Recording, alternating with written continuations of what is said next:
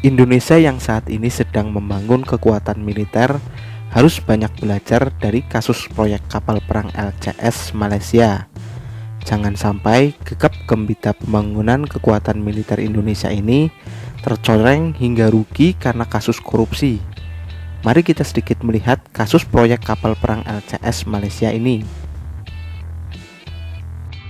Dengan basis korvet Gowin 2500 kelas, Malaysia dan Naval Group mengembangkan jenis kapal baru yang konsep awalnya disebut Second Generation Patrol Vessel atau Littoral Combat Ship LCS.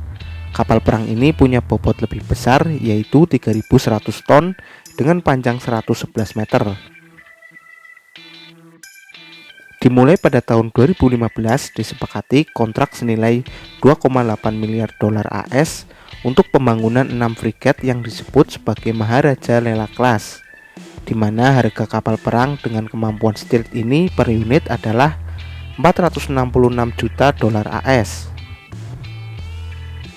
Proyek frigat Maharaja Lela Class akan melibatkan galangan lokal Bosjet Naval Shipyard SDN BHD, di mana kesemua kapal akan dibangun oleh galangan yang berkantor pusat di Kuala Lumpur tersebut.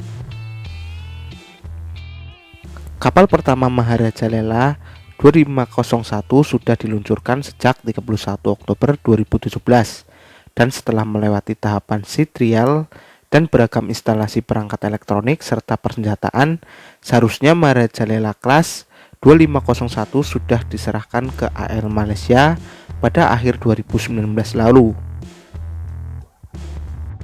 Sayangnya jadwal penyerahan Maharaja Lela 2501 molor cukup jauh. Frigat ini kabarnya paling cepat baru dapat diserahkan pada 2021.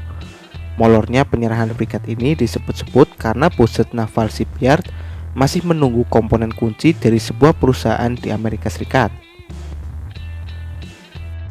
Tanda-tanda ada masalah pada proyek ini mulai tercium dari molornya jadwal peluncuran.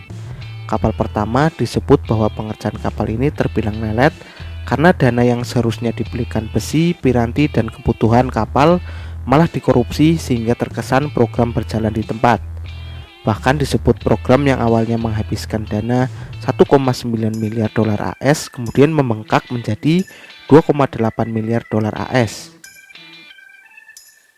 Kapal Maharaja Lela Class pertama yang pernah diluncurkan dan masih dalam keadaan ompong tanpa persenjataan dan perangkat elektronik ternyata kembali dimasukkan ke dalam dok. Karena begitu lama mangkrak, pemerintah Malaysia kini tengah mempertimbangkan beberapa opsi, termasuk mengakhiri kasus frigat Maharaja Lela Class.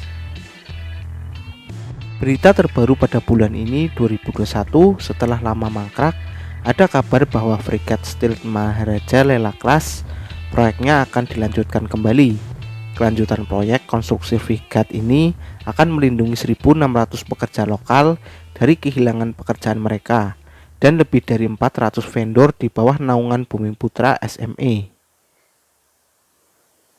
Jika proyek ini tidak dilanjutkan, secara tidak langsung akan berdampak pada kontributor yang merupakan personel militer dan bank pemberi pinjaman untuk proyek ini. Juga akan merugi karena Bosjet Naval Shipyard tidak mampu membayar pinjaman tersebut.